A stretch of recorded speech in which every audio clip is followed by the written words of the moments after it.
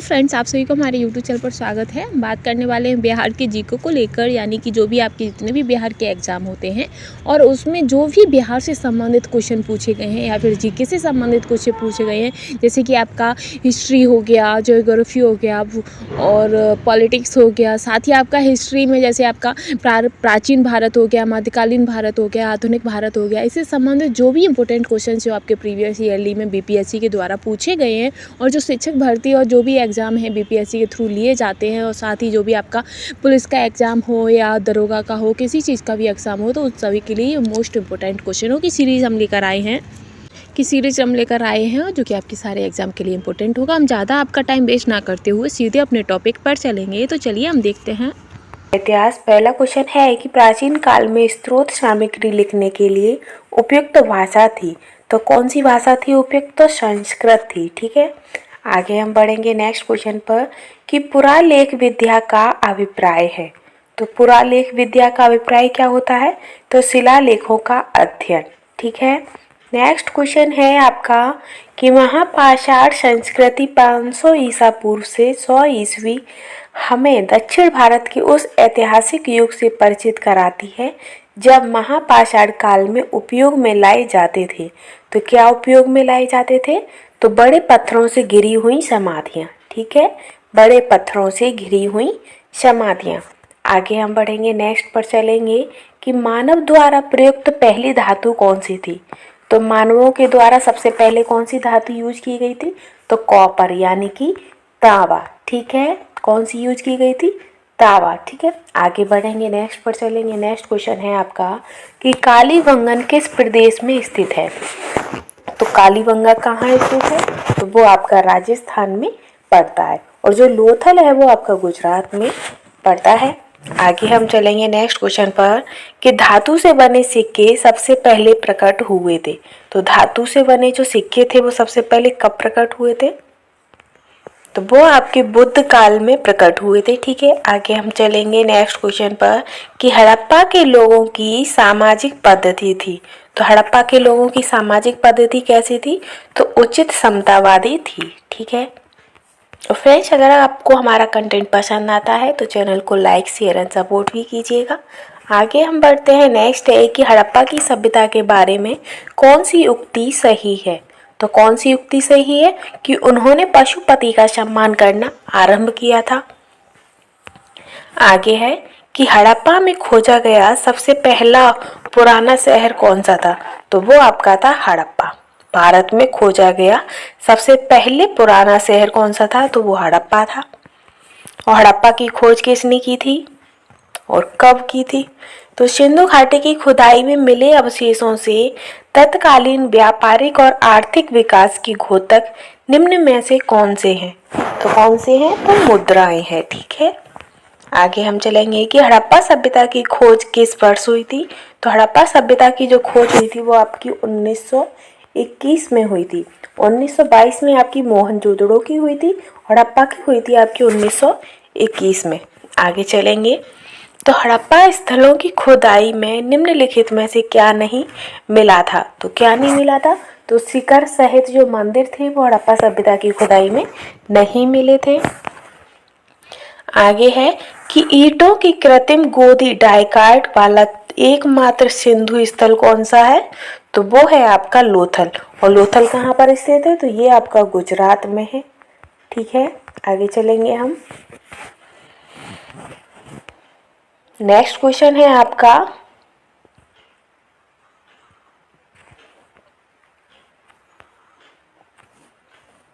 कि सिंधु घाटी की प्राचीन संस्कृति और आज के हिंदू धर्म के बीच जैव संबंध का प्रमाण किसकी पूजा से मिलता है? तो पशुपति, पत्थर, पेड़ और पशु।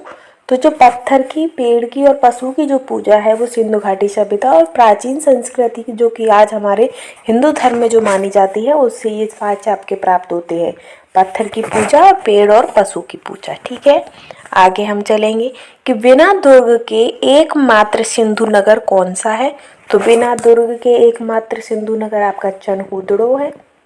नेक्स्ट क्वेश्चन है कि सिंधु सभ्यता के टेराकोटा की मूर्तियों में निम्नलिखित में से कौन सा पालतू जानवर विद्यमान नहीं था, तो गाय के साक्ष्य भी आपके वहाँ पर नहीं मिले हैं। आगे चलेंगे हम कि सिंधु घाटी सभ्यता की मुख्य विशेषता थी। तो सिंधु घाटी सभ्यता की मुख्य विशेषता थी व्यवस्थित शहरी जीवन। आगे है कि लोथल नामक स्थान पर निम्नोक्त सभ्यताओं में से किसका जहाजी माल घाट था। तो जहाजी माल घाट कौन सा था, तो सिंधु घाटी। नेक्स्ट है देवी माता की पूजा संबंधित थी। तो देवी माता की पूजा जो थी वो आपकी किससे संबंधित थी, तो वो सिंधु घाटी की सभ्यता से संबंधित थी। ठीक है, आगे हम चलेंगे कि सिंधु घाटी सभ्यता के लोग प्राय अपने मकान बनाते थे, तो पकी हुई ईंटों से उन्होंने मकान बनाए थे। आगे है मोहनजोदड़ो में सबसे बड़ा भवन कौन सा है। तो मोहनजोदड़ो में सबसे बड़ा भवन आपका धान्यागार है। ठीक है, जिसमें हम अनाज रखते हैं। आगे है कि सिंधु घाटी सभ्यता की प्रमुख विशेषता क्या थी।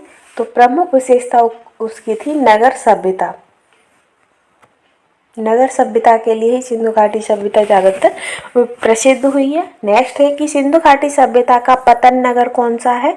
तो जो मोहनजोदड़ो पतन नगर बंदरगाह जो था वो आपका लोथल था, और मोहनजोदड़ो को मृतकों का टीला कहते हैं। आगे चलेंगे। नेक्स्ट है आपका कि निम्नलिखित विद्वानों में से हड़प्पा सभ्यता का सर्वप्रथम खोजकर्ता कौन था। तो हड़प्पा सभ्यता के सर्वप्रथम खोजकर्ता आपके दयाराम साहनी थे। नेक्स्ट है कि निम्नलिखित में से किस द्रव का उपयोग हड़प्पा काल की मुद्राओं के निर्माण में मुख्य रूप से किया गया था। जो टेराकोटा थी उसका प्रयोग सबसे ज़्यादा, वहाँ की जो मुद्राएं थी उनका निर्माण करने में टेराकोटा का यूज किया गया था। आगे है कि निम्नलिखित में से कौन हड़प्पा संस्कृति के अध्ययन के साथ संबंध नहीं है। तो किसका संबंध नहीं है, तो PS वत्स का हड़प्पा सभ्यता से कोई भी संबंध नहीं है। आगे है कि हड़प्पा सभ्यता किस युग की थी। तो जो हड़प्पा सभ्यता थी वो आपकी कांस्य युग की थी। ठीक है, नेक्स्ट है कि हड़प्पावासी किस धातु के उत्पादन में अग्रणी थे।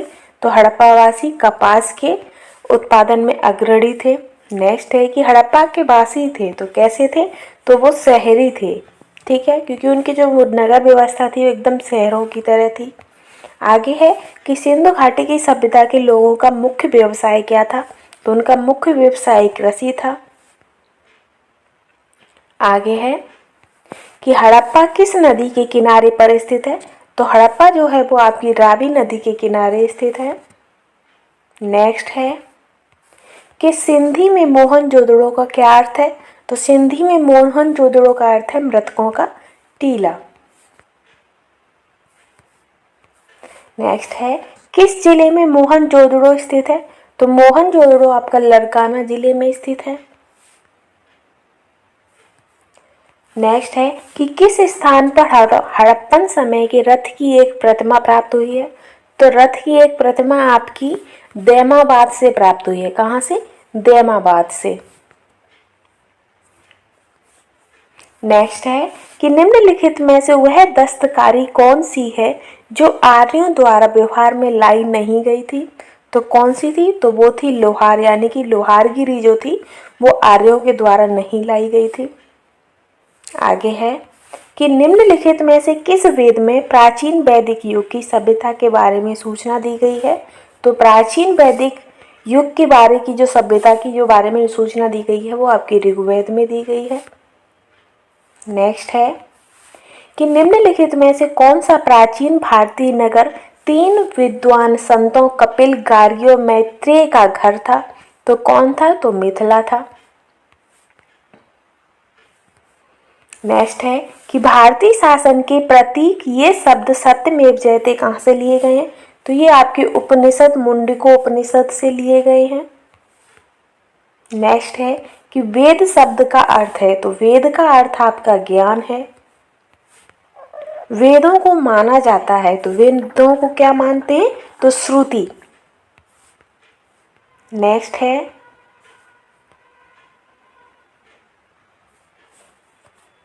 कि भारत में वर्ण व्यवस्था किस लिए बनाई गई थी।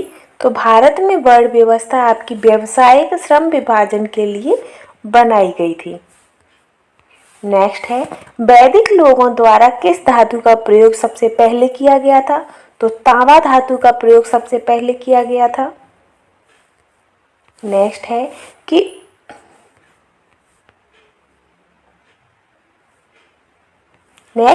कि उत्तर वैदिक काल के वेद विरोधी और ब्राह्मण विरोधी धार्मिक अध्यापकों को किस नाम से जाना जाता है?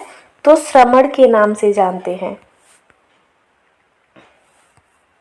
नेक्स्ट है कि भारतीय संगीत का उद्गम किसमें खोजा जा सकता है? तो वो आपका सामवेद की संहिता में खोजा सकता है। जो आपका सामवेद है वो संगीत से संबंधित है, ठीक है। नेक्स्ट है कि इनमें से किस फसल का ज्ञान वैदिक काल के लोगों को नहीं था? जो तो तंबाकू है, इसका ज्ञान वैदिक काल के लोगों को नहीं था। नेक्स्ट है कि प्रारंभिक कार्यों के बारे में निम्नोक्त कथनों में से कौन सा सही नहीं है? तो ये सही नहीं है कि वे मुख्यतः नगरों में निवास करते थे। ये कथन गलत है और इसीलिए यही ऑप्शन आपका करेक्ट हो जाएगा। नेक्स्ट है कि वैदिक युग में राजा अपनी जनता को से जो कर वसूल करते थे उसे क्या कहते थे? तो वैदिक काल में जो राजा होते थे और जनता से जो कर लेते थे उसे बलि कहा जाता था। नेक्स्ट है कि वैदिक आर्यों का प्रमुख भोजन था। तो वैदिक आर्यों का प्रमुख भोजन दूध और इसके उत्पाद थे। नेक्स्ट है आर्य अनार्य के साथ अपने संघर्षों में सफल रहे क्योंकि उन्होंने घोड़ों द्वारा चलाए जा रहे रथों का प्रयोग किया था, इसलिए वो सफल रहे थे। नेक्स्ट है कि आर्य सभ्यता में मनुष्य के जीवन के आयु के आरोही क्रमानुसार निम्नलिखित चरणों में से कौन सा विकल्प सही है? तो ब्रह्मचर्य, गृहस्थ, वानप्रस्थ और संन्यास। ब्रह्मचर्य 25, गृहस्थ हो गया आपका 50, वानप्रस्थ हो गया 75 और संन्यास आपका हो जाता इसके ऊपर यानी कि 100, ठीक है। आगे है कि भारतीय प्रतीत में जैते लिया गया है। तो ये आपका मुंडको उपनिषद से लिया गया है। आरंभिक वैदिक काल में वर्ण व्यवस्था आधारित थी, तो व्यवसाय पर आधारित थी। नेक्स्ट है कि निम्नलिखित में से कौन सा अन्न मनुष्य द्वारा सबसे पहले उपयोग में लाया गया था? तो वो है आपका जौ यानी कि यव। नेक्स्ट है कि निम्नलिखित में से ऋग्वेद काल के दौरान किसकी जानकारी नहीं थी? तो ऋग्वेद काल के दौरान जाति यानी कि वर्ण व्यवस्था की जानकारी नहीं थी। आगे है कि जुरेशिक काल का माना गया पूरी तरह तैयार वृक्षीय फॉसिल कहाँ पाया गया है? तो ये आपका छत्तीसगढ़ में पाया गया है। जुरेशिक काल का माना गया पूरी तरह तैयार वृक्षीय फॉसिल। कैसा है? वृक्षीय फॉसिल, और ये आपका छत्तीसगढ़ में पाया गया है। नेक्स्ट है यज्ञ सूत्र निम्न में से किस वेद में है? तो जो आपके यज्ञ सूत्र हैं वो आपके ऋग्वेद में है, सामवेद आपका संगीत से है, अर्थवेद जादूटोना से। नेक्स्ट है कि निम्नलिखित में से कौन सी जनजाति सभा सामान्य रूप से जनजाति सरदार के चुनाव में शामिल होती है? तो वो है आपकी समिति। नेक्स्ट है कि सिंधु घाटी सभ्यता की लिपि कौन सी है? तो सिंधु घाटी सभ्यता की लिपि को आज तक पढ़ा नहीं गया, इसीलिए ये अज्ञात है। नेक्स्ट है कि निम्नलिखित में से वैदिक संहिताओं में से भारतीय संगीत का उद्गम किसमें खोजा गया है? तो भारतीय संगीत का उद्गम आपका सामवेद में से खोजा गया है। नेक्स्ट है कि उपनिषद शब्द का शाब्दिक रूप से अर्थ होता है, तो क्या होता है? पास बैठना। नेक्स्ट है कि सिंधु घाटी सभ्यता का गोदीबाड़ा लोथल कहाँ स्थित है? तो गोदीबाड़ा लोथल आपका गुजरात में भोगवा नदी के किनारे पर स्थित है। नेक्स्ट है कि आर्यन जनजातियों की प्राचीनतम बस्ती कहाँ थी? तो आर्यन जनजातियों की प्राचीनतम बस्ती आपकी सप्त सिंधु में स्थित थी। नेक्स्ट है कि सिंधु अर्थव्यवस्था की ताकत थी, तो सिंधु अर्थव्यवस्था की ताकत कृषि थी। आगे है कि निम्नलिखित में से किस देश ने भारत से मोहनजोदड़ो से प्रसिद्ध नर्तक कन्या की प्रतिमा वापस लेने के लिए कहा है? तो वो आपकी पाकिस्तान ने कहा है, क्योंकि जो मोहनजोदड़ो की जो एरिया है वो पाकिस्तान में पड़ती है, इसीलिए जो नर्तक कन्या है उसको उनका ही वो अपना हक मानते हुए पाकिस्तान उसे वापस लेने के लिए कह रहा है। आगे है आपका कि सिंधु घाटी सभ्यता में कालीबंगा निम्नलिखित में से किसके लिए प्रसिद्ध है? तो जो कालीबंगा है वो मिट्टी के पात्रों के लिए प्रसिद्ध है। नेक्स्ट है कि महाभारत का प्रारंभिक नाम क्या था? तो महाभारत का प्रारंभिक नाम आपका जय संहिता है।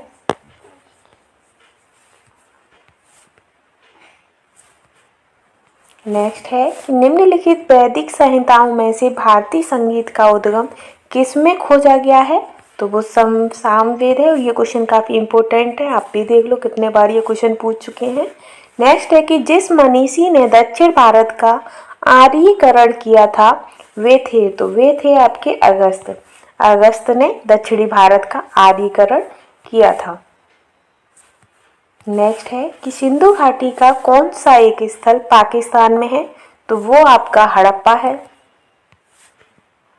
नेक्स्ट है कि प्राचीनतम भारतीय सभ्यता का नाम बताइए। तो प्राचीनतम भारतीय सभ्यता का नाम सिंधु घाटी सभ्यता है। नेक्स्ट है कि विषम शब्द ज्ञात कीजिए। तो विषम है आपका विष्णु पुराण, क्योंकि सामवेद, यजुर्वेद, ऋग्वेद ये तीनों ही वेद हैं और ये आपका पुराण है, इसीलिए आंसर आपका करेक्ट हो जाएगा विष्णु पुराण। नेक्स्ट है कि विशाल स्नानागार ग्रेट बाथ कहाँ मिला था? तो ये आपका मोहनजोदड़ो से प्राप्त हुआ था। नेक्स्ट है कि सिंधु घाटी की सभ्यता के लोग किसकी पूजा करते थे? तो ये पशुपति की पूजा करते थे। आगे है कि निम्नलिखित में से कौन एक सिंधु घाटी सभ्यता के खोज करता है? तो दयाराम साहनी सिंधु घाटी सभ्यता के खोज करता है और इन्होंने हड़प्पा की खोज की थी।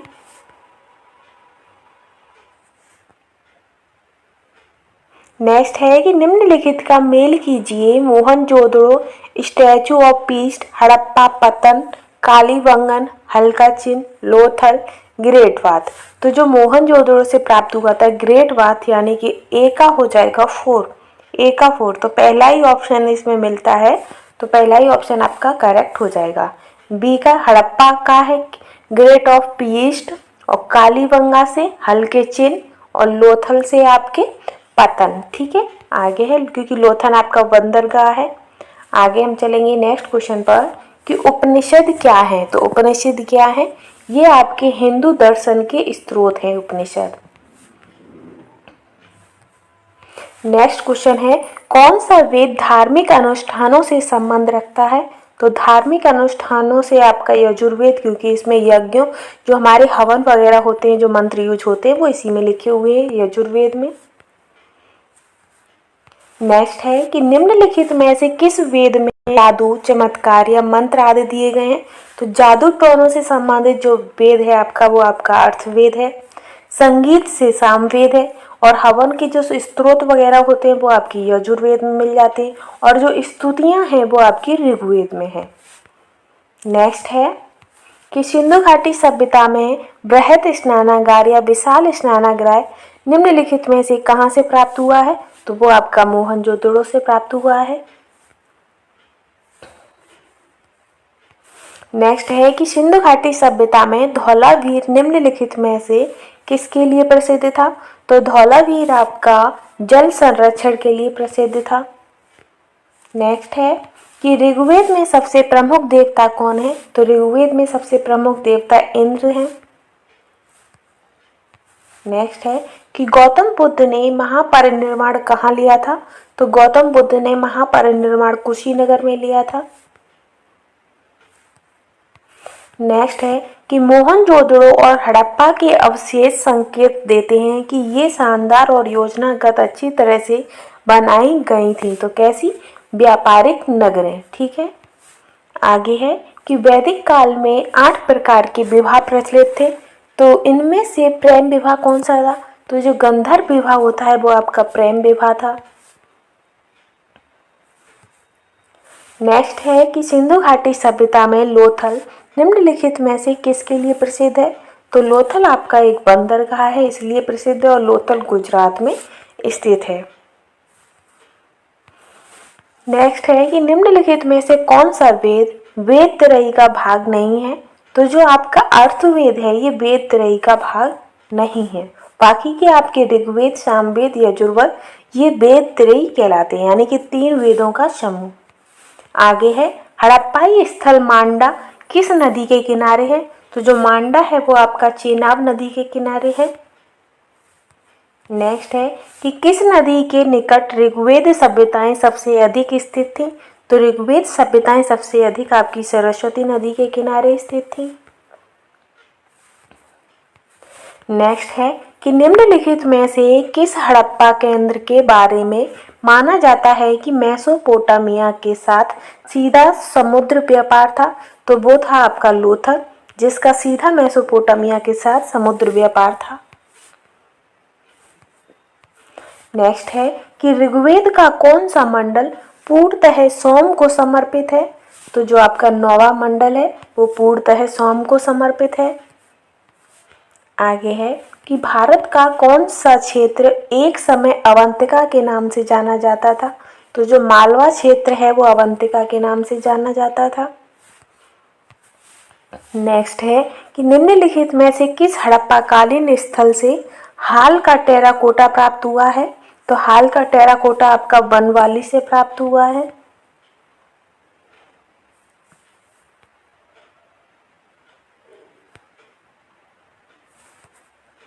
नेक्स्ट है कि निम्नलिखित में से वह शासक कौन था जिसने राज सिंहासन पर बैठने के लिए अपने पिता बिंबिसार की हत्या की थी? तो वो आपके अजातशत्रु थे। नेक्स्ट है कि किस प्रकार का मृदभांड पॉटरी भारत के द्वितीय शहरीकरण के प्रारंभ का प्रतीक माना जाता है? तो उत्तरी काले पॉलिश युक्त बर्तन। कैसे? उत्तरी काले पॉलिश युक्त बर्तन। नेक्स्ट है कि राजस्थान में माउंट आबू पर दिलवाड़ा मंदिरों का निर्माण निम्नलिखित में से किस धर्म के अनुयायियों द्वारा किया गया है? तो जो राजस्थान में आपका माउंट आबू में दिलवाड़ा मंदिर है वो जैन धर्म से संबंधित है। नेक्स्ट है कि जैनियों के पहले तीर्थकर कौन थे? तो जैनियों के पहले तीर्थकर आपके ऋषभदेव थे। नेक्स्ट है कि त्रिपिटक धार्मिक ग्रंथ है? तो त्रिपिटक धार्मिक ग्रंथ बौद्धों का है। नेक्स्ट है कि महावीर की माता कौन थी? तो महावीर की माता त्रिशला थी। नेक्स्ट है कि निम्नलिखित में से जैन धर्म का कौन सा त्रिरत्न नहीं है? तो जैन धर्म का आपका सही दृष्टि ये त्रिरत्न में नहीं आता है। नेक्स्ट है कि जैन धर्म तथा बौद्ध धर्म दोनों ही निम्नलिखित में से विश्वास नहीं करते थे। तो वो आपके यज्ञ, मुक्ति, जाति व्यवस्था, कर्मकांड इन सभी में आस्था रखते थे। ठीक है, तो इसका आंसर इसमें कोई भी क्लियर नहीं है। आगे हम चलेंगे। नेक्स्ट है कि भगवान बुद्ध ने प्राण त्याग दिए थे। तो कहाँ पर प्राण त्यागे थे? तो कुशीनगर में, जिसे महापरिनिर्वाण कहा जाता है। आगे है कि अजंता की चित्रकारी निम्नलिखित में से किससे प्रेरित है? तो अजंता की चित्रकारी आपकी दयालु बुद्ध से प्रेरित है। नेक्स्ट है कि बौद्धों के विश्वास के अनुसार गौतम बुद्ध का अगला अवतार किसे माना जाता है? तो मैत्रेय को अगला अवतार माना जाता है। नेक्स्ट है कि तमिल भाषा के शिल्पाधिकारम और मणिक मेखलई नामक गौरव ग्रंथ किससे संबंधित है? तो ये आपके हिंदू धर्म से संबंधित है। नेक्स्ट है कि निम्नलिखित में से कौन सा मठ बौद्ध धर्म से संबंधित है?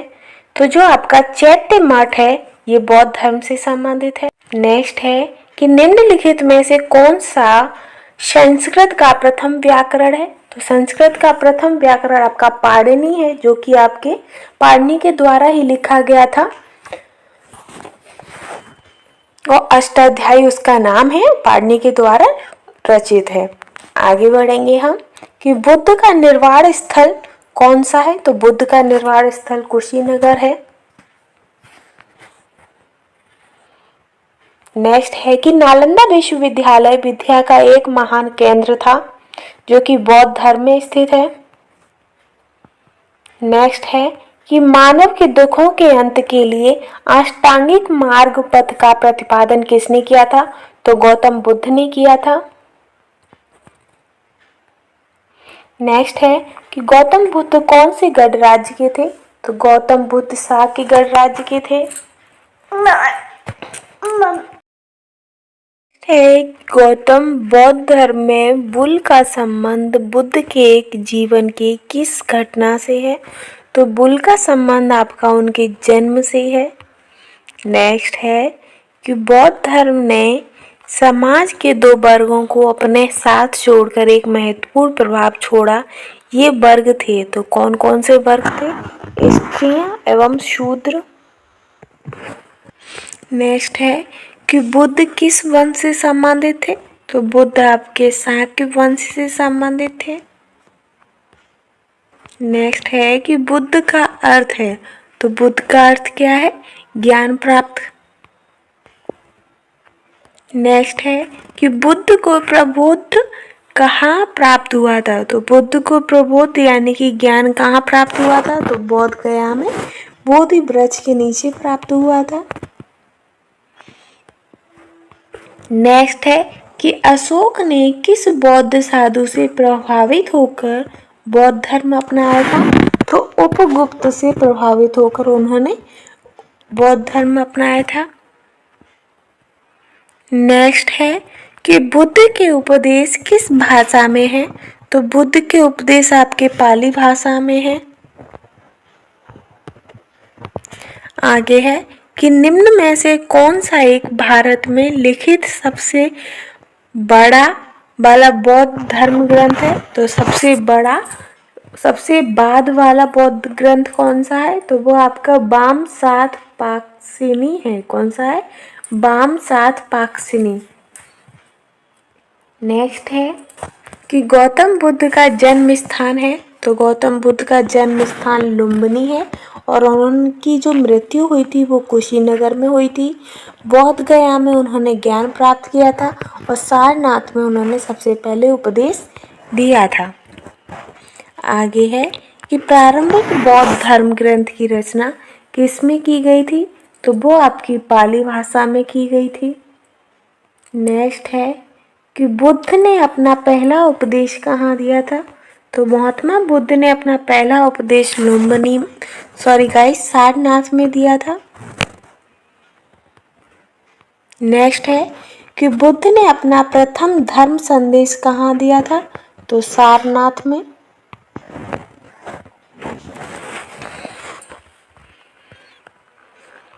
नेक्स्ट है कि आजीविक संप्रदाय एक संप्रदाय था, तो आजीविक संप्रदाय कैसा संप्रदाय था?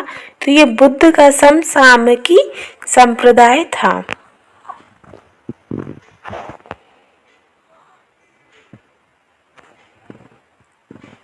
नेक्स्ट है कि बौद्ध धर्म निम्न में से किन मतों पर विश्वास करता था? दुनिया दुखों से भरी है, या लोगों को दुख उनकी इच्छाओं के कारण होते हैं, यदि इच्छाओं पर काबू पा लिया जाए तो निर्वाण मिल जाएगा, या फिर ईश्वर और आत्मा के अस्तित्व को स्वीकार करना चाहिए। तो वो किस में विश्वास करते थे? तो वो आपके पहला, दूसरा, तीसरा इनमें विश्वास करते थे। चौथा में उनका कोई विश्वास नहीं था, वो ईश्वर और आत्मा के अस्तित्व को स्वीकार नहीं करते थे। ठीक है, आगे बढ़ेंगे। नेक्स्ट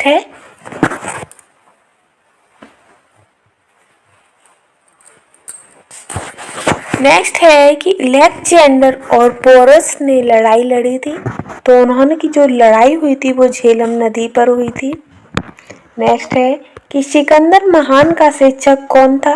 तो सिकंदर महान के शिक्षक आपके अरस्तु थे। आगे है कि उन स्तंभदार भवनों को क्या कहते हैं जिनमें बौद्ध भिक्षु पूजा करते हैं? तो उन्हें चैत्य कहा जाता है।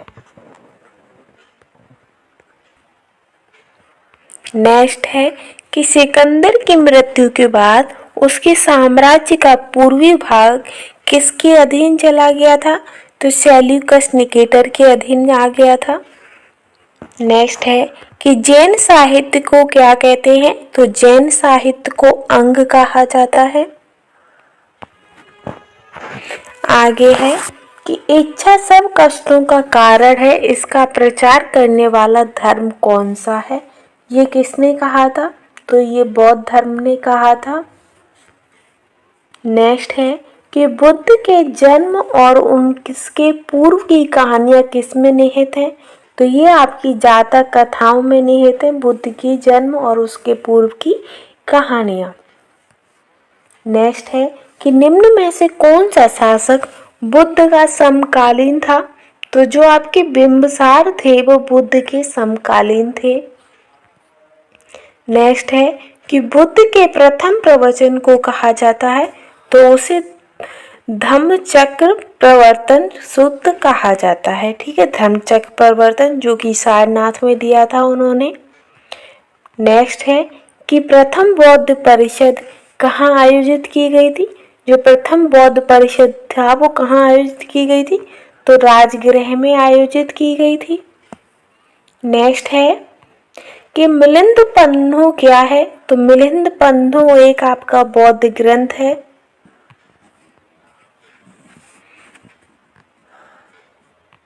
नेक्स्ट है कि बुद्ध धम्म और मिलकर कहलाते हैं तो ये क्या कहलाते हैं? तो ये त्रिरत्न कहलाते हैं। आगे चलेंगे कि महावीर का प्रथम शिष्य कौन था? तो महावीर का प्रथम शिष्य उनके जमाता यानी कि जमाली थे जो कि उनके दामाद थे। आगे चलेंगे नेक्स्ट पर कि निम्नलिखित में से कौन सा संप्रदाय बौद्ध धर्म का नहीं है? तो कौन सा संप्रदाय बौद्ध धर्म का नहीं है? तो दिगंबर आपका बौद्ध धर्म का नहीं है। दिगंबर और श्वेतांबर ये आपके जैन धर्म से संबंधित हैं।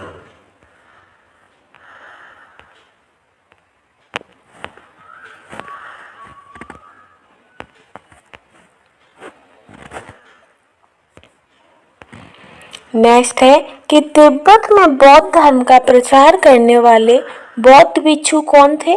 तो वो आपके परम संभव थे जो कि तिब्बत में बौद्ध धर्म का प्रचार करने गए थे। आगे है कि वर्तमान महावीर और किस नाम से विख्यात हैं? तो जो वर्तमान है वो महावीर और जेना नाम से प्रसिद्ध हैं। नेक्स्ट है कि भारतीय इतिहास के निम्नलिखित युगों में से किसके दौरान क्षत्रिय एक विशिष्ट पहचान रखते थे?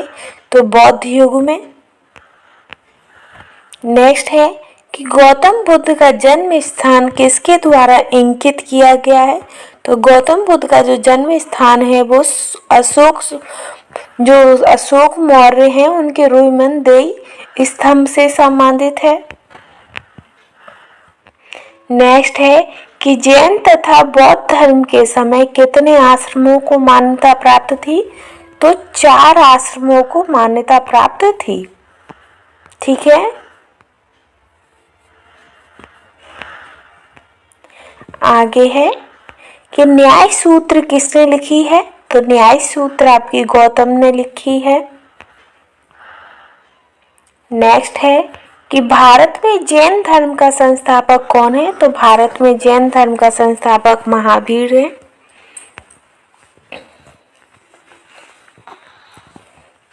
नेक्स्ट है कि 6ठी शताब्दी ईसा पूर्व कौन सा काल कहलाता है? तो 6ठी शताब्दी ईसा पूर्व आपका धार्मिक उत्तेजना का काल कहलाता है। नेक्स्ट है कि उस राज्य का नाम बताइए जिसने पहली बार युद्ध में हाथियों का इस्तेमाल किया था। तो पहली बार हाथियों का इस्तेमाल आपका मगध ने किया था।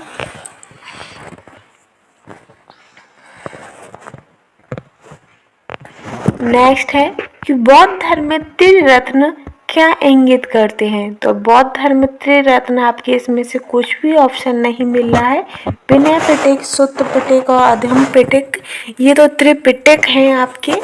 त्रिरत्न अलग होते हैं जो कि बौद्ध धर्म। नेक्स्ट है कि उस गणतंत्र का नाम बताइए जो 6ठी शताब्दी ईसा पूर्व जातियों का राज संघ था। तो जातियों का राज्य संघ आपका बज्जी था।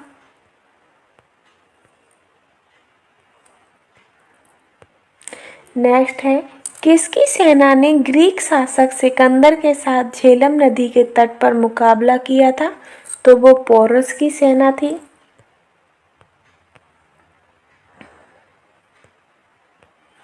नेक्स्ट है कि निम्नलिखित में से किस मुद्रा में गौतम बुद्ध ने सारनाथ में अपना पहला उपदेश दिया था? तो पहला उपदेश उन्होंने धर्म चक्र मुद्रा में दिया था। नेक्स्ट है कि जैनियों द्वारा अपने पवित्र ग्रंथों के लिए सामूहिक रूप से किस शब्द का प्रयोग किया जाता है? तो वो आपका अंग शब्द का प्रयोग किया जाता है। नेक्स्ट है कि कैवल्य कौन से धर्म से संबंधित है? तो कैवल्य आपका जैन धर्म से संबंधित है, यानी कि मोक्ष की प्राप्ति करना। आगे है कि त्रिपिटक धर्म ग्रंथ का संबंध है? तो बौद्ध से है। नेक्स्ट है कि 16 महाजनपदों में किसकी राजधानी तक्षशिला थी? तो गांधार की राजधानी तक्षशिला थी। आगे है कि कौन सा बौद्ध ग्रंथ 16 महाजनपदों का उल्लेख करता है? तो जो आपका अगुंतर निकाय है वो 16 महाजनपदों का उल्लेख करता है। नेक्स्ट है कि बौद्ध धर्म महायान और हीनयान में किस शासक के शासनकाल के दौरान विभाजित हुआ था? तो कनिष्क के शासनकाल में विभाजित हुआ था।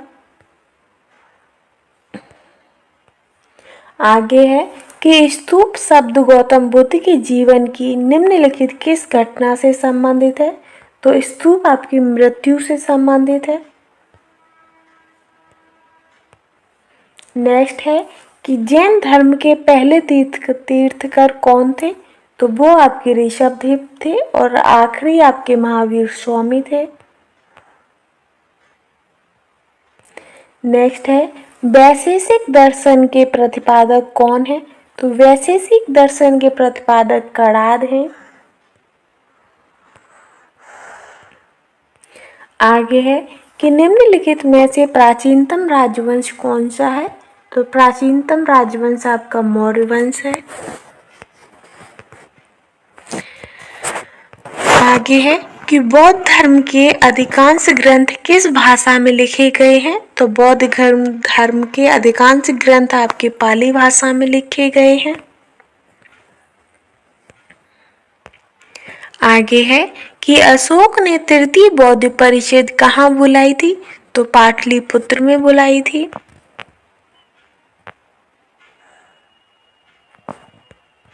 नेक्स्ट है कि निम्नलिखित में से वह व्यक्ति कौन है जिसका नाम प्रियदर्शी भी था? तो वो आपके राजा मौर्य राजा अशोक थे।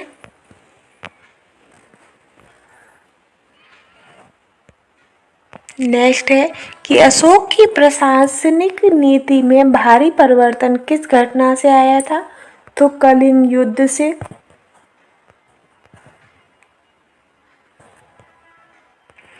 नेक्स्ट है कि अशोक के अधीन मौर्य राजतंत्र का सबसे सही वर्णन कौन सा है? तो सही राज वर्णन कौन सा है? तो प्रबुद्ध स्वेच्छाचारी शासन। नेक्स्ट है चंद्रगुप्त मौर्य के दरबार में भेजा गया यूनानी राजदूत कौन था? तो सेल्यूकस निकेटर मेगास्थनीस थे और मेगास्थनीस की पुस्तक है इंडिका।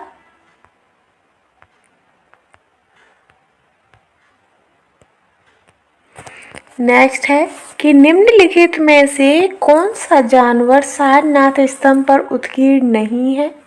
तो जो आपका हिरण है वो सारनाथ स्तंभ पर उत्कीर्ण नहीं है। आगे है कि सेल्यूकस निकेटर पराजित किया गया था? तो चंद्रगुप्त मौर्य के द्वारा सेल्यूकस निकेटर पराजित किए गए थे। नेक्स्ट है कि अर्थशास्त्र की रचना किसने की थी? तो अर्थशास्त्र की रचना आपकी कौटिल्य ने की थी, जिनका दूसरा नाम विष्णुगुप्त भी है और चाणक्य। आगे है कि अशोक ने अपने सभी अभिलेखों में एक रूपता से किस प्राकृत का प्रयोग किया है? तो उन्होंने मगधी भाषा यानी कि बगधी प्राकृत का प्रयोग किया है। नेक्स्ट है कि निम्नलिखित में से कौन मौर्य वंश का अंग नहीं था? तो जो आपके अजात शत्रु थे वो मौर्य वंश के अंग नहीं थे। आगे है कि निम्नलिखित में से किसके द्वारा तृतीय बौद्ध परिषद को संरक्षण प्रदान हुआ था? तो अशोक के द्वारा तृतीय बौद्ध संहति को संरक्षण प्राप्त हुआ था। नेक्स्ट है कि निम्नलिखित में से किस विदेशी यात्री ने भारत का दौरा सबसे पहले किया था? तो मेगास्थनीज ने सबसे पहले भारत का दौरा किया था। नेक्स्ट है कि निम्नलिखित में से सम्राट अशोक की वह पत्नी कौन थी जिसने उसको प्रभावित किया था? तो वो आपकी कारुबाकी थी, जिन्होंने सम्राट अशोक को प्रभावित यानी कि प्रेम में डाला था। आगे है नेक्स्ट है कि तक्षशिला विश्वविद्यालय किन दो नदियों के बीच स्थित है?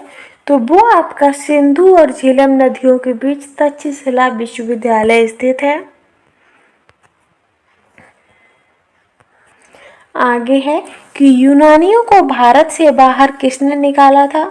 तो चंद्रगुप्त मौर्य ने यूनानियों को भारत से बाहर निकाला था। नेक्स्ट है कि चंद्रगुप्त मौर्य का प्रसिद्ध गुरु चाणक्य निम्नलिखित में से किस विद्या केंद्र से संबंधित थे? तो वो आपके तक्षशिला से संबंधित थे चाणक्य। आगे है कि प्राचीन भारत का प्रसिद्ध शासक कौन था जिसने अपने जीवन के अंतिम दिनों में जैन धर्म को अपना लिया था? तो वो आपके चंद्रगुप्त मौर्य थे, जिन्होंने अंतिम समय में जैन धर्म को अपना लिया था। नेक्स्ट है कि कलिंग युद्ध किस वर्ष में हुआ था? तो कलिंग युद्ध आपका 261 BC में हुआ था।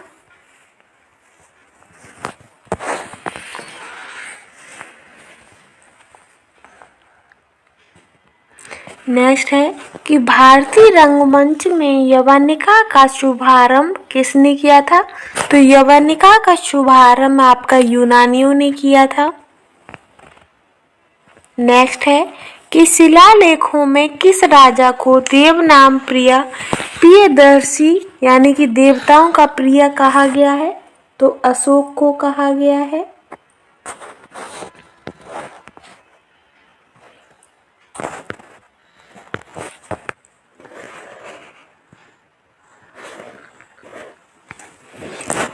नेक्स्ट है कि कहा जाता है कि सेंट थॉमस ईसाई धर्म का प्रचार करने के लिए भारत आए थे। वे किसके शासनकाल में भारत आए थे? तो वो पर्थियन के शासनकाल में भारत आए थे।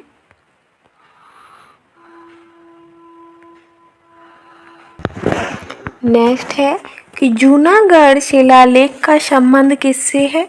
तो जूनागढ़ शिलालेख का संबंध आपका रुद्रदामन से है। आगे है कि निम्नलिखित में से किसके शासनकाल के दौरान प्रसिद्ध अजंता गुफाओं में उत्कीर्णन का काम सबसे पहले शुरू किया गया था? तो वो आप सातवाहन का शासनकाल चल रहा था उस टाइम पर। नेक्स्ट है कि सातवाहन अपने सिक्के मुख्यतः किस धातु से बनाते थे? तो लेड से बनाए थे उन्होंने। आगे है कि भारत में सर्वप्रथम स्वर्ण मुद्राएं चलाने वाले शासक कौन थे? तो वो आपके भारतीय यूनानी थे, जिन्होंने सबसे पहले स्वर्ण मुद्राएं चलाई थी। नेक्स्ट है कि निम्नलिखित में से किसने भारत पर सबसे पहले चढ़ाई की थी? तो भारत पर सबसे पहले चढ़ाई आपकी डेरिएशन प्रथम ने की थी?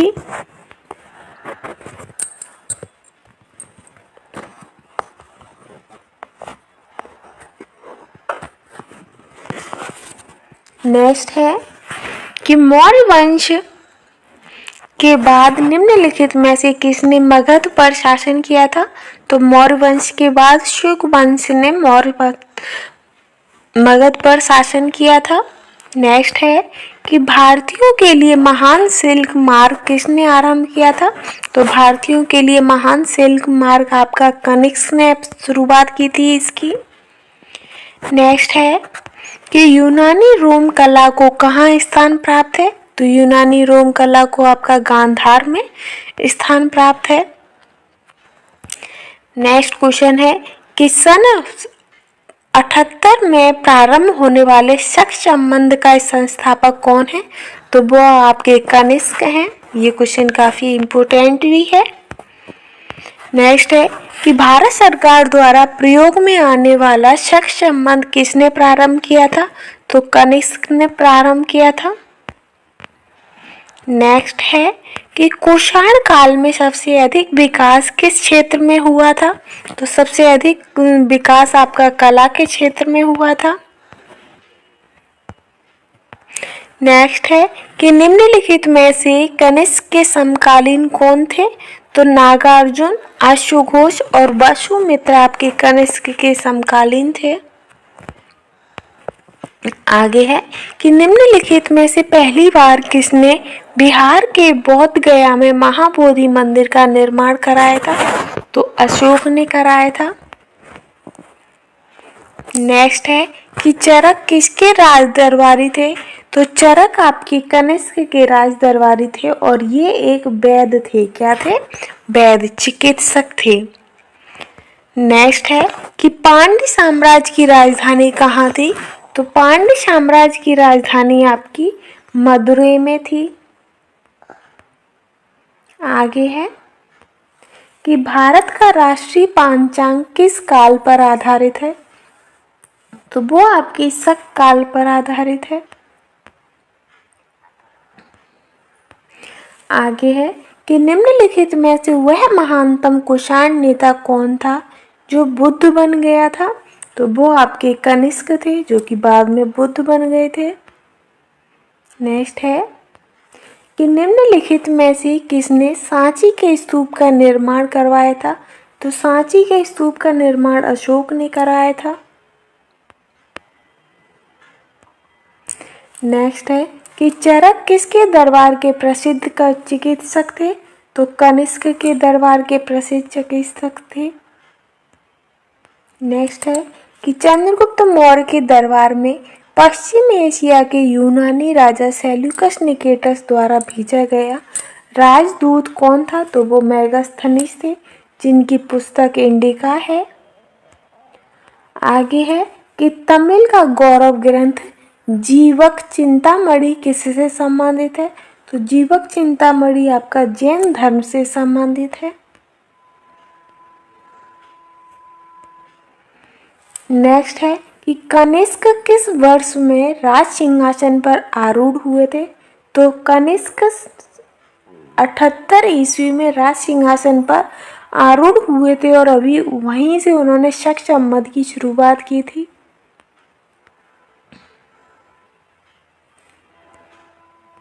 नेक्स्ट है कि निम्नलिखित में से किसने और कब पहली बार अशोक के शिलालेखों का अर्थ स्पष्ट किया था? तो वो आपके जेम्स प्रिंसिप थे 1837 में। नेक्स्ट है कि संगम युग का संबंध कहाँ के इतिहास से है? तो संगम युग का संबंध आपके तमिलनाडु के इतिहास से है। आगे है कि कुषाण काल में भारतीय और ग्रीक शैली के मिश्रण से विकसित कला शैली को किस नाम से जाना जाता है? तो उसे गांधार कला के नाम से जानते हैं, भारतीय और ग्रीक शैली के मिश्रण को। आगे है कि संगम काल में रोमन व्यापार का केंद्र बताइए। तो वो आपका मुशरी था जो कि रोमन व्यापार का केंद्र था। आगे है कि कलिंग के विरुद्ध अशोक के अभियान की जानकारी का मुख्य स्रोत कौन सा है? तो जानकारी का मुख्य स्रोत आपका शिलालेख 13 है। नेक्स्ट है कि राजा खारवेल किसके चेदी वंश के महानतम शासक थे? तो जो राजा खारवेल थे वो आपके कलिंग के चेदी वंश के महानतम शासक थे।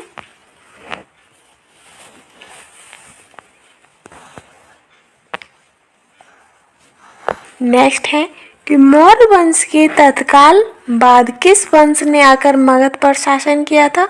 तो शुंग वंश ने मौर्य के बाद मगध पर शासन किया था।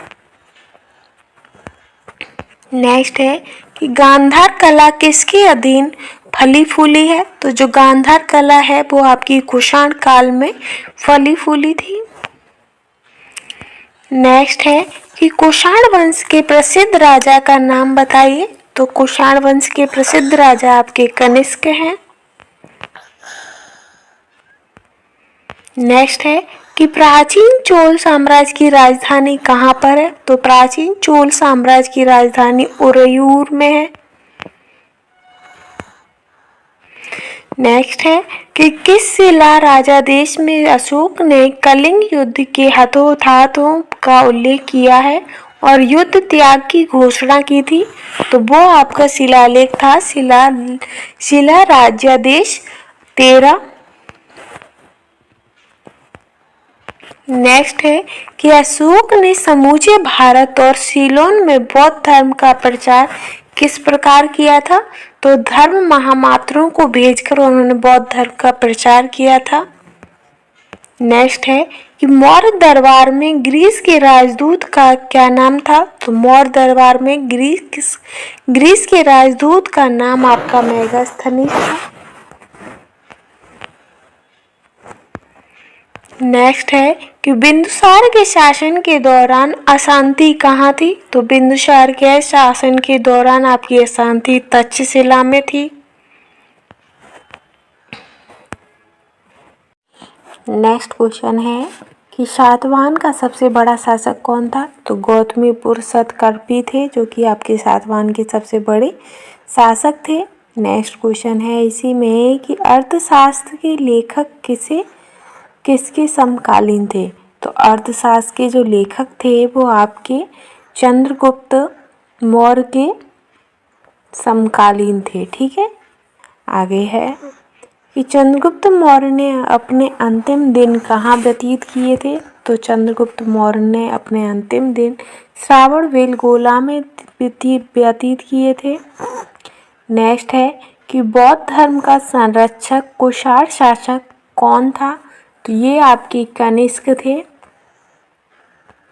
नेक्स्ट है कि निम्नलिखित में से कौन शासक कुषाण वंश से था? तो कुषाण वंश से शासक आपके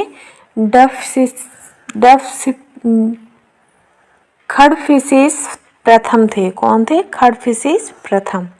नेक्स्ट है कि किस भारतीय शासक ने कलिंग का युद्ध लड़ा था? तो वो आपके अशोक थे जिन्होंने कलिंग का युद्ध लड़ा था। नेक्स्ट है कि गांधार कला किन दो कलाओं का संयोजन है? तो ये आपका हिंद और यूनानियों का मिश्रण है आपका गांधार कला। नेक्स्ट है कि सातवाहन साम्राज्य के संस्थापक कौन थे? तो सातवाहन साम्राज्य के संस्थापक आपके सुमुख थे। नेक्स्ट है कि अशोक के शिलालेख पर किसकी लिपि का प्रयोग किया गया है? तो अशोक के शिलालेख पर आपकी ब्राह्मी लिपि का प्रयोग किया गया है। नेक्स्ट है कि संगम साहित्य के संरक्षक कौन थे? तो संगम साहित्य के संरक्षक आपके पांड्य थे। नेक्स्ट है कि मौर्य साम्राज्य की राजधानी कहाँ स्थित थी? तो मौर्य साम्राज्य की राजधानी आपकी पाटलिपुत्र में स्थित है। नेक्स्ट है कि निम्नलिखित में से कौन कनिष्क के राजवैद्य थे? तो जो चरक थे वो कनिष्क के राजवैद्य थे। नेक्स्ट है कि अशोक किस वंश के राजा थे? तो अशोक मौर्य वंश के राजा थे। नेक्स्ट है कि भारतीय कला का वह कौन सा स्कूल है जो ग्रीको रोमन बौद्ध आर्ट के नाम से प्रसिद्ध है? तो वो गांधार स्कूल है। नेक्स्ट है कि संगम युग का तोल्कियपम साहित्य का सबसे बड़ा कार्य क्या था? तो ये तमिल का साहित्य था। नेक्स्ट है कि धम्म की शिक्षा देने के लिए अशोक ने किन पदाधिकारियों की नियुक्ति की थी? तो धम्म महामात्य की नियुक्ति की थी। नेक्स्ट है कि नंद राजवंश का संस्थापक कौन था? तो नंद राजवंश का संस्थापक आपके महापद्मानंद थे। नेक्स्ट है कि भारत सरकार के प्रतीक में निम्नलिखित में से कौन सा मौर्य वंश से अपनाया नहीं गया है? तो घोड़ा नहीं अपनाया गया, सत्यमेव जयते अपनाया गया है। ठीक है, आगे है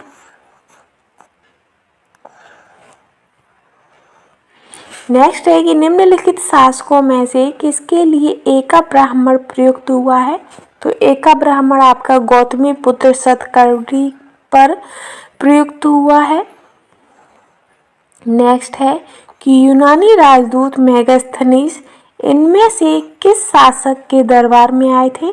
तो वो आपके चंद्रगुप्त के शासनकाल में आए थे।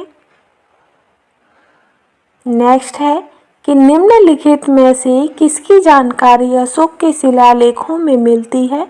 तो सही विकल्प है, क्योंकि ये सभी की जानकारी आपके अशोक के शिलालेखों से प्राप्त होती है।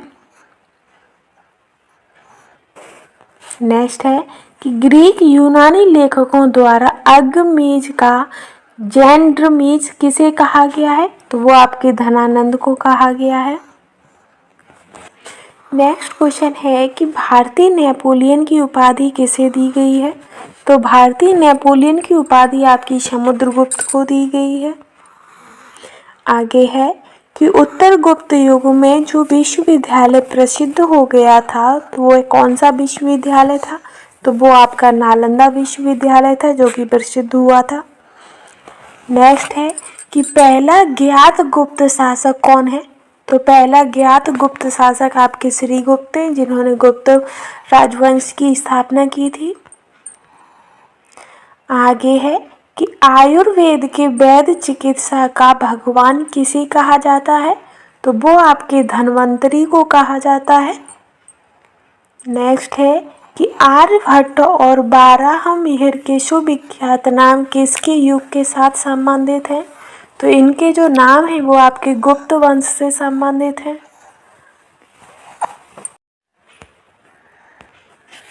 नेक्स्ट है कि रोमन साम्राज्य के साथ भारत का व्यापार रोम पर किसके द्वारा आक्रमण के साथ समाप्त हो गया था?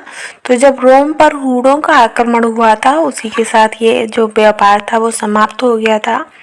नेक्स्ट है कि चीनी यात्री फाहियान किस गुप्त शासक के शासनकाल में भारत दौरा करने आए थे? तो किसके दौरान आए थे? तो चंद्रगुप्त द्वितीय के दौरान आए थे ये।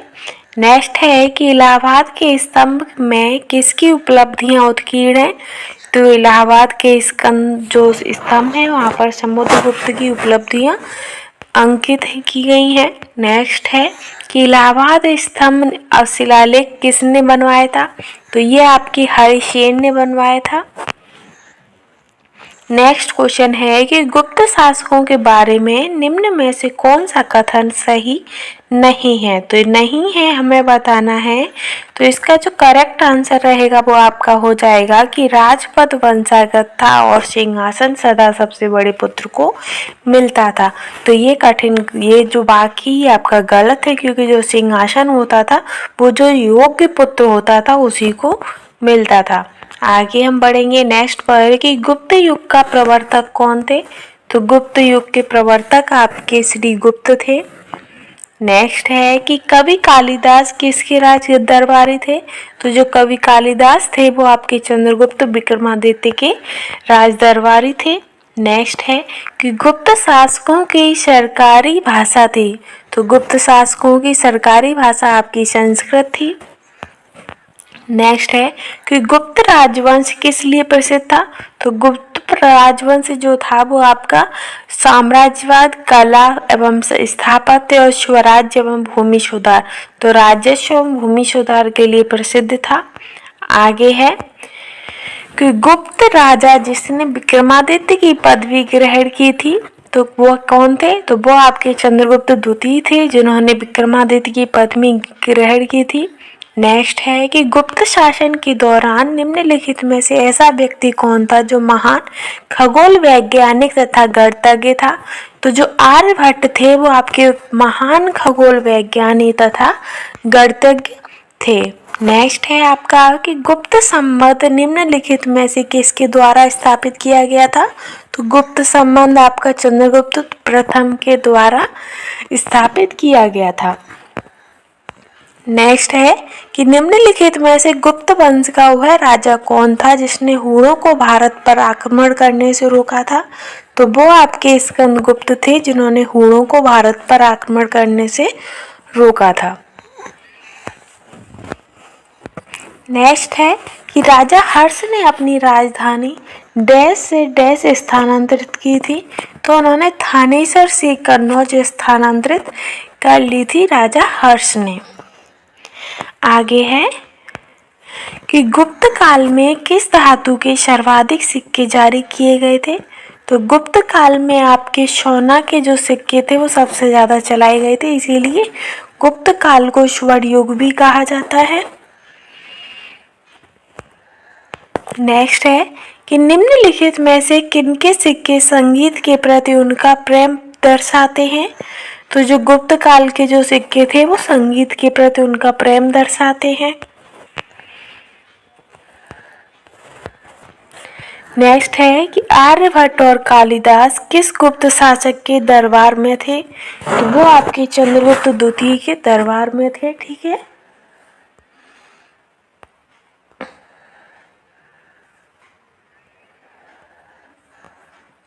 आगे है कि बाणभट्ट निम्नलिखित में से किस सम्राट के राजदरबारी थे? तो बाणभट्ट आपके हर्षवर्धन के राजदरबारी थे, जिन्होंने हर्षचरित की भी रचना की है। आगे है कि नालंदा विश्वविद्यालय की स्थापना किसके द्वारा की गई है? तो नालंदा विश्वविद्यालय की स्थापना कुमारगुप्त के द्वारा की गई है। नेक्स्ट है कि एक महान रोमानी नाटक कादम्बरी का लेखक कौन है? तो कादम्बरी के लेखक आपके बाणभट्ट हैं। नेक्स्ट है कि हर्षवर्धन अपनी धार्मिक सभा कहाँ किया करते थे? तो हर्षवर्धन अपनी धार्मिक सभा प्रयाग में किया करते थे। नेक्स्ट है कि हर्ष द्वारा आयोजित कन्नौज सभा किसके सम्मान में की गई थी? तो कन्नौज जो सभा थी आपकी हुए वैन त्सांग के सम्मान में की गई थी। नेक्स्ट है कि निम्न में से किसकी रचना हर्षवर्धन ने नहीं की है?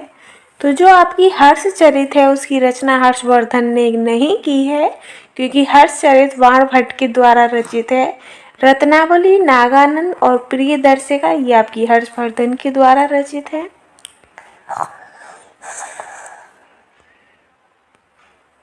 नेक्स्ट है कि निम्नलिखित में से किस अभिलेख शिलालेख में सती प्रथा का प्राचीनतम संदर्भ मिलता है? तो सती प्रथा का जो साक्ष्य है वो आपके भानुगुप्त का ऐरण्य शिलालेख से प्राप्त होते हैं। नेक्स्ट है कि वैन सांग किसके शासन काल के दौरान भारत आए थे? तो वो हर्षवर्धन के शासन काल में भारत आए थे। आगे है कि निम्नलिखित में से वह अंतिम बौद्ध राजा कौन था जो संस्कृत का महान विद्वान और लेखक था? तो वो आपके हर्षवर्धन थे, जो कि संस्कृत के महान विद्वान थे। आगे है कि हर्षवर्धन के समय में कौन सा चीनी यात्री भारत आया था? तो ह्वेन सांग जो थे वो भारत आए थे हर्षवर्धन के समय में। नेक्स्ट है कि राजा हर्षवर्धन के दरबारी कवि कौन थे? तो राजा हर्षवर्धन के दरबारी कवि बाणभट्ट थे।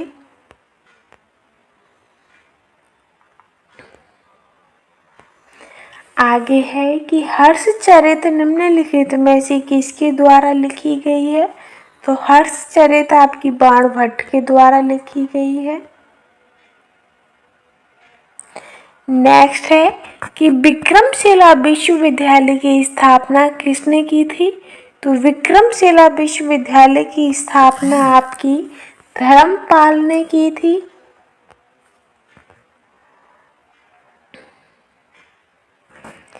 नेक्स्ट है कि अजंता और एलोरा की गुफाएं भारत के किस राज्य में स्थित हैं। तो अजंता और एलोरा की जो गुफाएं हैं वो महाराष्ट्र में स्थित हैं। नेक्स्ट है कि शून्य के सिद्धांत का प्रतिपादन किसने किया था। तो आर्यभट्ट ने किया था शून्य के सिद्धांत का प्रतिपादन।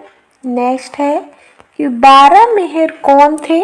तो 12 मेहर आपके खगोलज्ञ थे, खगोल शास्त्री।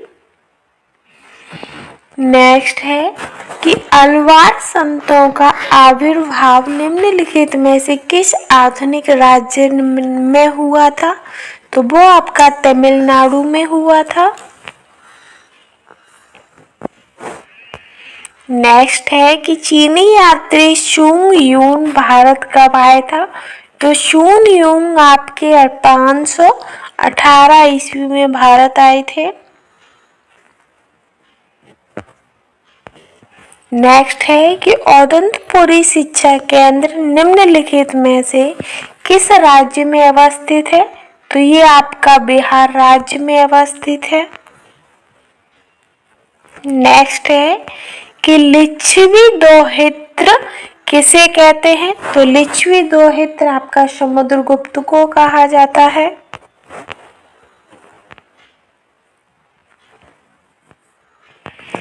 नेक्स्ट है कि हर्षवर्धन का समकालीन दक्षिण भारतीय शासक कौन था।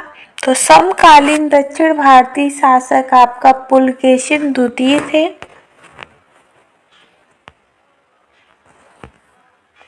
नेक्स्ट है कि गुप्त काल के दौरान निम्नलिखित में से कौन सा सिक्का चांदी में जारी किया गया था। तो रुपया आपका चांदी में जारी किया गया था। नेक्स्ट है कि रवि कीर्ति जो एक जैन थे और जिन्होंने ऐहोल प्रशस्ति की रचना की थी, को किसका संरक्षण प्राप्त था। तो इनको पुलकेशिन द्वितीय का संरक्षण प्राप्त था। नेक्स्ट है कि निम्नलिखित में से क्या राष्ट्रकूटों का सर्वाधिक चिरस्थायी योगदान है।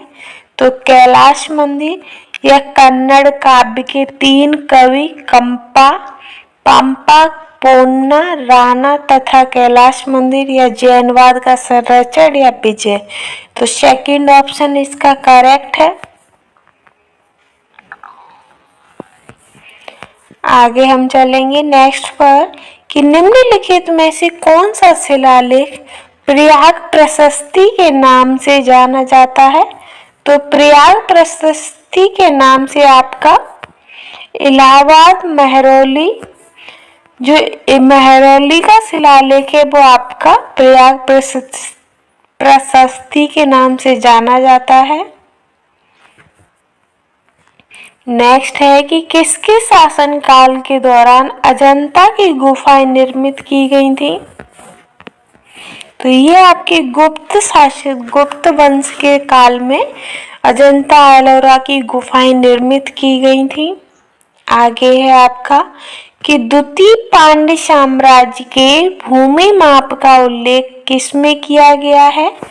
तो भूमि माप का उल्लेख आपका थलवईपुरम तांबे की प्लेटों से किया गया है, थलवईपुरम। नेक्स्ट है कि प्राचीन भारत में प्राचीनतम बौद्ध विश्वविद्यालय का नाम बताइए। तो वो आपका तक्षशिला है। नेक्स्ट है कि गुप्त वंश का अंतिम शासक कौन था। तो गुप्त वंश का अंतिम शासक आपका विष्णुगुप्त थे।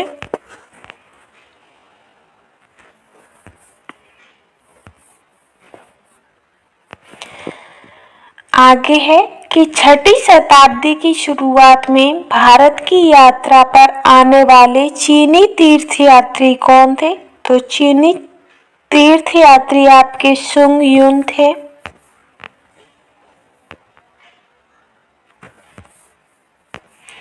नेक्स्ट है कि महाराजाधिराज की उपाधि लेने वाला प्रथम गुप्त शासक कौन था?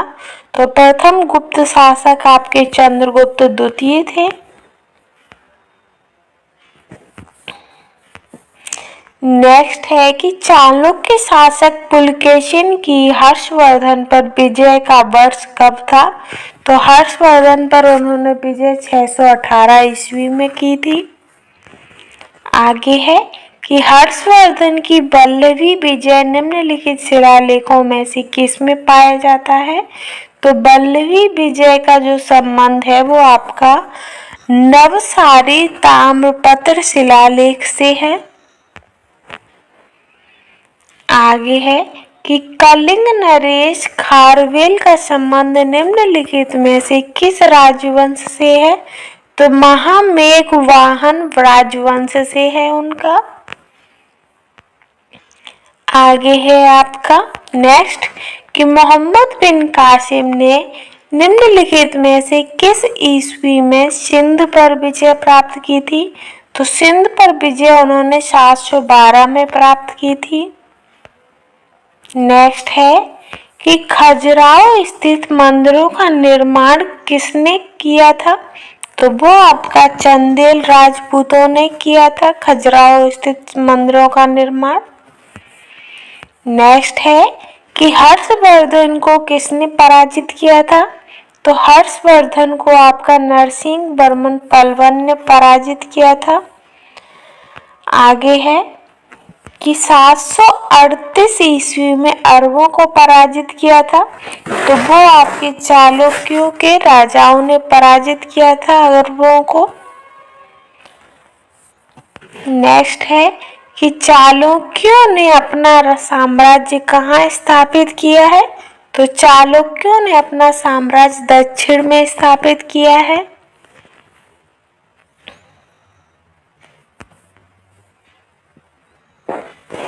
तो फ्रेंड्स, हमने मोस्ट इम्पोर्टेंट 300 क्वेश्चनों की मैराथन क्लास कंप्लीट कर ली है।